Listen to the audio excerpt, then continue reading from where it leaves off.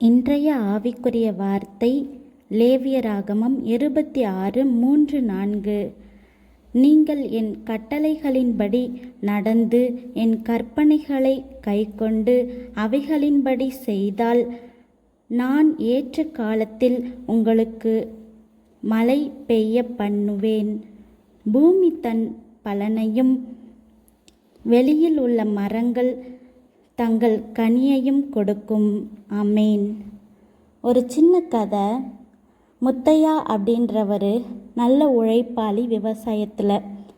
அந்த வருஷம் மழை பெய்யாமல் இருந்துச்சு. பயிர்கள்லாம் வாடி போய் எல்லாரும் ரொம்ப கஷ்டப்பட்டாங்க. மற்றவங்க எல்லாரும் பூசை, சுபம், குருவி அப்படின்னு பல ஆயிரக்கணக்கான வழிகளை தேடினாங்க. ஆனால் முத்தையா மட்டும் தினமும் ஏசப்பா கிட்ட ஜெபம் பண்ணார். ஏசப்பா, உங்களோட கட்டளைகளின்படி நாங்கள் நடக்கிறோம். எங்களுக்கு நீங்கள் வாக்குத்தத்தம் பண்ணின மாதிரி மழையை பெய்ய பண்ணுங்க அப்படின்னு ஜெபிச்சார்.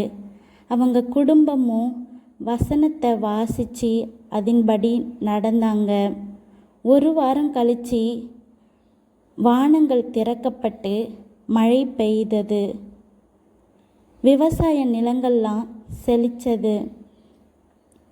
முத்தையாவோட நிலம் மட்டும் நல்ல பயிர்கள் செழித்தோங்கி காணப்பட்டுச்சு. அதை பார்த்து மற்றவங்க வந்து, உங்களோடது மட்டும் எப்படி நல்லா செழித்தோங்கி காணப்படுது அப்படின்னு கேட்டாங்க.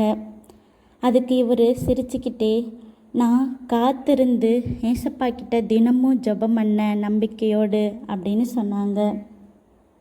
இதை கேட்டுட்ருக்க நம்மளோட வாழ்க்கையில் கூட நம்ம ஏசப்பாவோட கட்டளைகளின்படி நடந்தோம் அப்படின்னா ஏற்ற நேரத்தில் அவர் வாக்கு பண்ணின மாதிரி ஆசீர்வாதங்களை தருவார். நம்பிக்கையும் கீழ்ப்படிதலும் இருந்துச்சு அப்படின்னா ஆசீர்வாதம் நிச்சயம் உண்டு. கர்த்தர் உங்கள் ஒவ்வொருவரையும் ஆசீர்வதிப்பாராக. ஆமீன்.